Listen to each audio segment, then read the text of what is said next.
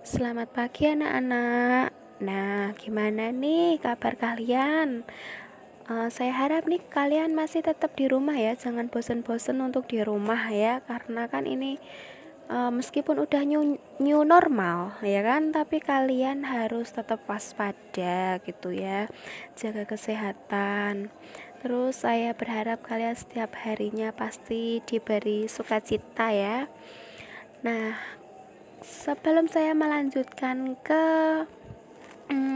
materi selanjutnya, kemarin kan kita sudah belajar tentang perusahaan jasa ya. Jadi kita kemarin udah belajar apa itu perusahaan jasa, terus ciri-ciri perusahaan jasa, terus juga karakteristik perusahaan jasa, terus juga ada sumber dokumen apa aja yang ada di dalam perusahaan jasa, ya kan? Kan kemarin di dalam sumber perusahaan dokumen di dalam perusahaan jasa ada dua dokumen ya, dokumen sumber sama dokumen pendukung. Nah, untuk hari ini kita melanjutkan cara menganalisisnya gimana, oke? Jadi hari ini kita akan belajar sama-sama tentang menganalisis dokumen sumber. Oke, kita belajar sama-sama, belajar pelan-pelan ya. Nah, di sini saya ada contoh nih. Ada contoh faktur penjualan. Nah, seumpama kalau kalian nanti bekerja di perusahaan, kalian sebagai admin, nanti kalian akan mendapat ini yang namanya faktor penjualan. Kalau perusahaan itu membeli barang dari perusahaan lain atau dari CV lain, pasti nanti kalian akan mendapatkan ini faktur penjualan. Ini adalah sebagai bukti kalau kita sudah melakukan pembelian kepada pihak lain. Terus juga barang ini itu sudah sampai ke kita gitu. Jadi harus ada faktur penjualan. Nah, isinya faktur penjualan ini apa? Isinya ada ini nama PT yang buat kita beli, terus kepada siapa kita yang membeli, terus ini ada keterangan faktur penjualan, terus ada nomor faktur, tanggal, termin. Nah, termin di sini itu potongan ya, potongan pembayaran. Ini ada 2/10 Nah, artinya kalian udah tahu ya kalau batas pembayarannya itu sampai 30 hari. Terus kalau kita membayar sebelum 10 hari atau maksimal 10 hari, kita mendapat potongan sebesar 2%. Terus ini ada nomor PO-nya sekian. Terus juga ada nama barang yang kita beli, nama barangnya apa, terus jumlahnya apa, satuannya juga apa, atau fix atau berpasangan atau kodi. Nah, ini jumlahnya berapa. Terus ini total ini itu dari jumlah dikalikan dengan harga, berarti totalnya sekian. Terus ini juga sama, ada rok anak dengan jumlah 25 dengan harga ini. Terus ini totalnya juga sama, kita tinggal kaliin 25 dikali ini 1.100.000. Nah, untuk total penjualannya dari mana? Dari penjumlahan ini ya, penjumlahan total harga kemeja sama rok. Bener enggak hasilnya segini? Oh, ternyata benar, hasilnya ada berapa ini? Ada 77.500.000. Terus juga mendapat PPN sebesar 10%. Ini dari mana hasilnya? 10% dikali total penjualan. Jadi ada 7.750.000. Terus piutang dagangnya berapa? Piutang dagangnya ini penjumlahan dari ini total penjualan ditambah dengan PPN 10%. Ada 85 4.250.000. Nah, ini ada siapa ini yang membuat faktur penjualan, atau faktur penjualan ini disetujui oleh siapa? Oleh Kabag Pemasaran, Kabag Keuangan, terus di jurnal oleh Amanda.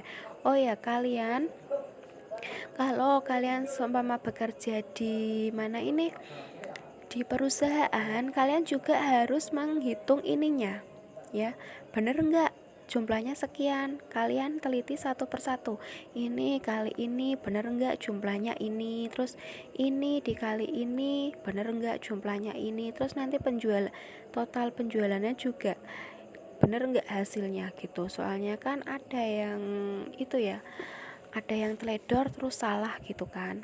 Nah, terus gimana cara menganalisisnya? Nah, di sini cara menganalisisnya itu ada tiga cara analisis.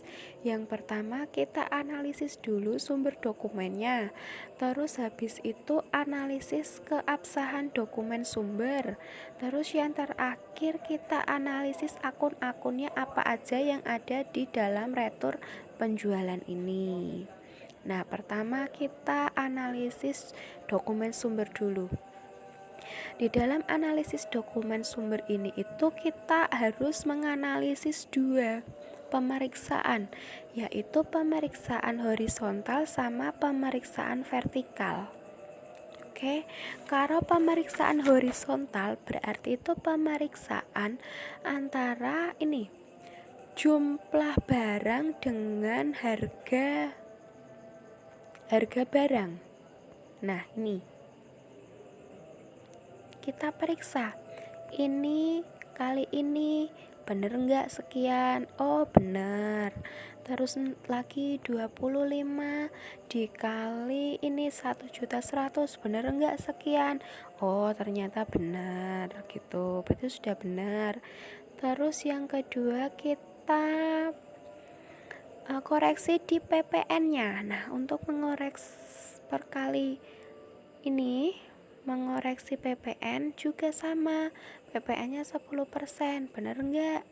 10% dari 77.500.000, hasilnya sekian. Oh, ternyata benar. Nih, kalau sudah benar semua, berarti kita pindah ke pemeriksaan vertikal. Nah, pemeriksaan vertikal ini tuh berarti kan menurun. Berarti kita koreksi nih, jumlahnya ini. Jumlah total bener enggak? Jumlah PPN bener enggak? Jumlah piutang dagang bener enggak? Kita lihat nih. Nah, kita lihat dulu di penjumlahan total harga. Nah, ini penjumlahan total harga ada 77.500.000. Itu dari mana? Dari ini, dari 50 juta ditambah berapa ini? 27.500.000. Nah, ini oh benar ternyata. Terus penjumlahan total harga dan PPN, berarti ini, nah ditambah, bener enggak piutang dagangnya, total penjualan ditambah PPN, oh ternyata benar, 85.250.000. Sini benar lagi. Kalau sudah, kita analisis ke keabsahan dokumen sumber. Nah, ini untuk menganalisis apa ini, keabsahan dokumen sumber itu maksudnya itu untuk mengidentifikasi kelengkapan data. Nah, kelengkapan data nih ada kayak nomor faktur, terus tanggal, termin, PO, terus ini mengetahui oleh siapa saja, ada Simon, terus ada Tata, terus ada Amanda, terus juga harus ada tanda tangannya ketiga orang tersebut. Terus syaratnya berapa? Ada syaratnya enggak? Oh, ada syarat. Termin ini sama dengan syarat ya, atau syarat. atau syarat gini ya. Nah, terus ada apa lagi kira-kira? Udah itu ya identifikasinya ya. Jadi identifikasinya ada nomor faktur, tanggal, syarat, PO, terus mengetahui oleh siapa ini, terus juga harus ada tanda tangannya. Nah, terus ini analisis akun. Nah, kira-kira pembuatan jurnal untuk penjualan itu apa? Penjualan itu kan kalau ada syarat kayak gini, berarti kan ini kan secara kredit ya. Berarti akunnya apa? Akunnya ada piutang dagang di debit sebesar ini 85.250.000. Terus ada penjualan juga di kredit sebesar 77.500.500. Terus juga ada PPN 10% di kredit ada 7.750.000. Nah, kalau ditambahkan harus sama dengan jumlah piutang. Seperti itu. Jadi analisisnya seperti itu sih. Oke. Coba kalian pahami dulu. Ini dokumen sumber ada horizontal sama vertikal. Ada vertikal. Terus kita cocokin nih. Kalau yang horizontal kita cocokin aja penjumlahan jumlah barang dengan harga barang nih totalnya sama enggak. Gini kali ini. Oh, ternyata sama. Oke, kalau udah sama, terus kita juga ngitung ke PPN nih, PPN dengan PPN. Untuk menghitung PPN ini itu 10% ya, 10% dari total penjualan. Oh benar segitu. Terus untuk yang vertikal itu berarti menurun ya. Kita cek penjumlahannya, penjumlahan dari total harga ini benar enggak segini. Terus juga penjumlahan untuk piutang dagang, yaitu penjumlah total penjualan ditambah dengan jumlah PPN benar enggak segini gitu. Terus keabsahan dokumen ini itu identifikasi ada apa aja di dalam ini faktur penjualan. Terus akunnya, analisis akun, berarti akun apa aja yang ada di dalam penjualan. Tuh kan ada piutang. Kalau akun penjualan kan ada piutang, ada penjualan, terus juga itu ada PPN di sini. Ada PPN-nya. Oke, terus ini untuk contoh yang kedua. Ini contoh kedua juga sama. Ini contoh kedua itu diminta untuk analisis keabsahan dokumennya aja.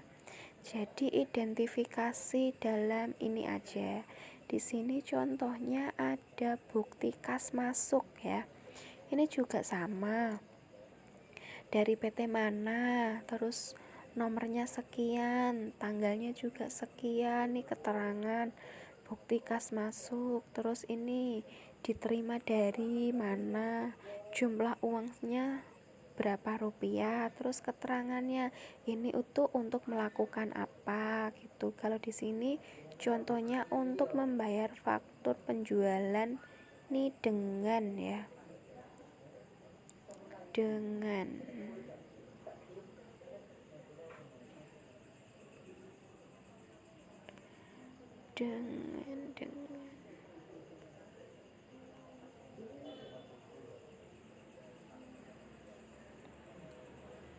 dengan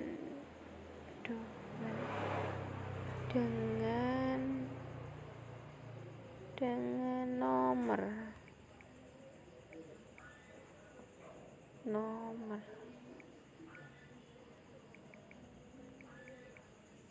dengan nomor FJ berapa tadi,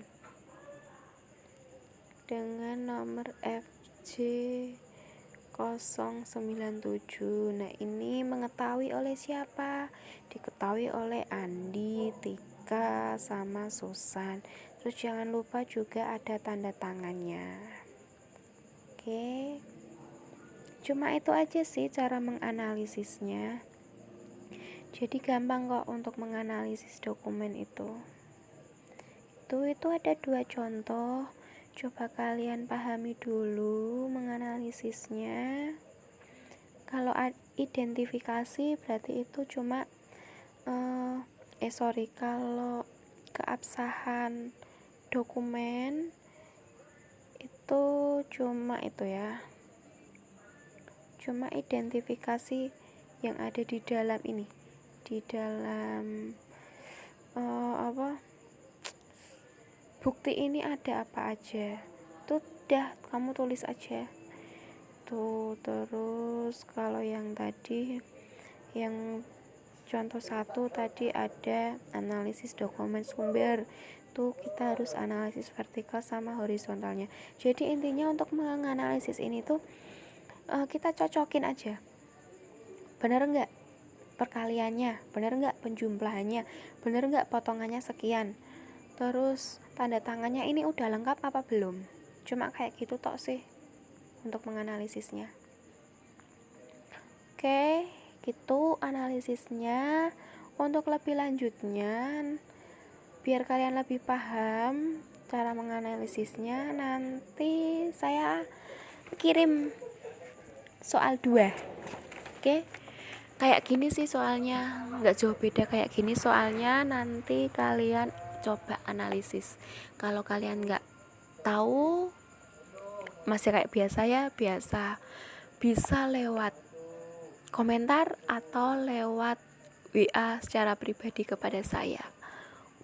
Oke, saya tunggu pertanyaan dan pengumpulan tugas kalian sampai jam 4. Dan jangan lupa absen. Oke, itu yang saya sampaikan hari ini. Semoga itu bisa menjadi pengetahuan kalian semua gitu ya. Oke, kita bertemu besok ya. Besok kita bertemu lagi di mata pelajaran yang berbeda pastinya ya. Oke, selamat siang, terus semangat pokoknya ya.